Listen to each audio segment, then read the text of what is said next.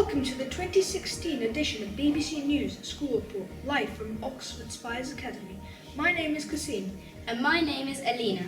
Before we start our first story of the day, we will go to our local weather correspondents at the weather desk. Morning, Xanthi and Anna. Thank you, Alina. Good news, everybody. The torrential rain from yesterday seems to have stopped, but it's not quite time to get out your sunglasses and sunscreen yet. After a cold grey morning today in Oxford, we can expect a high of 8 degrees, with maybe a little sun in the afternoon peeking through. But there will still be a chill in the air, so don't forget your hats and gloves. Here are some lovely photos from our viewers taken in the grounds of Oxford Spires Academy this morning. This is Anna and Xanthi reporting the weather from BBC News School Report. Back to you in the studio, Kasim. Our first story today is an inspirational one. While most of us can only manage a few lengths of our local pool, one Oxford man undertook an amazing challenge for a great cause, attempting to swim the English Channel. Our school's affairs correspondents, Flora and Anna, were fortunate enough to interview Oxford Spires' very own geography teacher, Mr. Haynes, about his experience. What was your aim when you first chose to do the swim? I had quite a few aims, almost like a school lesson. We started off, I wanted to raise money for charity. I hadn't done anything that raised a lot of money for charity before. And with WaterAid, I wanted to be able to raise money for them because I teach geography students about WaterAid and the good work that they do on just about every year. So I wanted to be able to do something for that charity. I also wanted to break the world record for swimming the English Channel backstroke. So I tried to do something a little bit different in that sense and break the world record for that. And I also just wanted to take on a big challenge for myself. I felt like I hadn't really taken on a really big challenge in the last couple of years, and I wanted to try something that I thought would be very, very difficult, and it turned out being a little bit too difficult. So our second question is, what charity did you swim for and why is that important to you? The charity that I chose to swim for was called WaterAid, still is called WaterAid. It's a charity that helps countries that have problems accessing clean, safe water to be able to get that, and it helps improve the health of the people living there.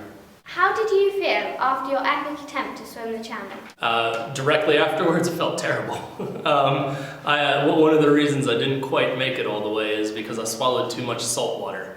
And the water in the English Channel isn't the cleanest water in the world either, so I was a little bit ill, not feeling terribly good, but I got over it within a day. What did you need to do to train for this?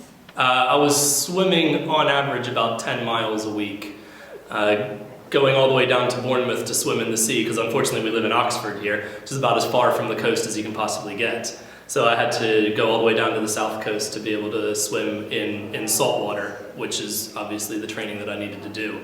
I swam a lot in the Blackbird Leys Leisure Centre, but unfortunately the water there is much warmer than the Bristol Channel, and it's not very salty, and it's much cleaner. So actually I needed training in much worse environments than the Leys Leisure Centre. This is Flora and Anna reporting for BBC News School Report. And finally, at Oxford Spires Academy, we are very lucky and proud to have Mr. Bayliss teaching us science.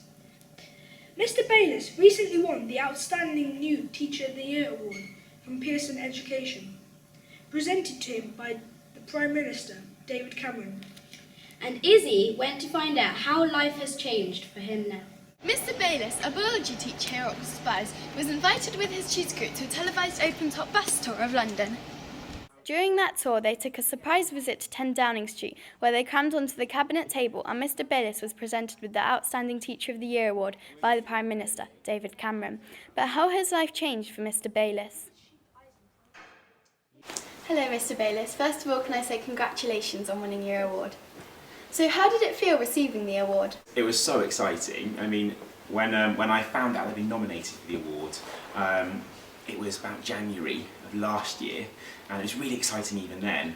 But it took about 6-7 months, and we had visitors into school, and it was quite a long process. You know, I was just really proud of all of all of the kids in Oxford Spires, because it was an award for them as well. So yeah. And how has life changed for you after being presented with the award?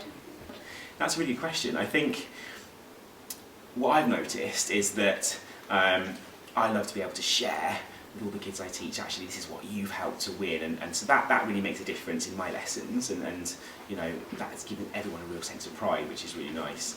For me, I mean, since the award, I've just taken over as head of Tolkien House, so that's kind of been really busy for me the last couple of months, really busy, but I really love it, so yeah, it's been a great few months. What would be your advice to anybody who wants to excel or improve in any particular area? My advice would be to pick something really small that you want to improve on. To pick one thing that you think I can achieve and set yourself a goal of when you're going to do it and how you're going to get there. And I think keep in mind where you want to be in the future. So what do you want to do in the future and how is this going to help you get there? You've got to find that motivation to do it. Well, that's it for BBC News School Report 2016 from Oxford Spires Academy. Tune in next year for more top stories. Until then, goodbye.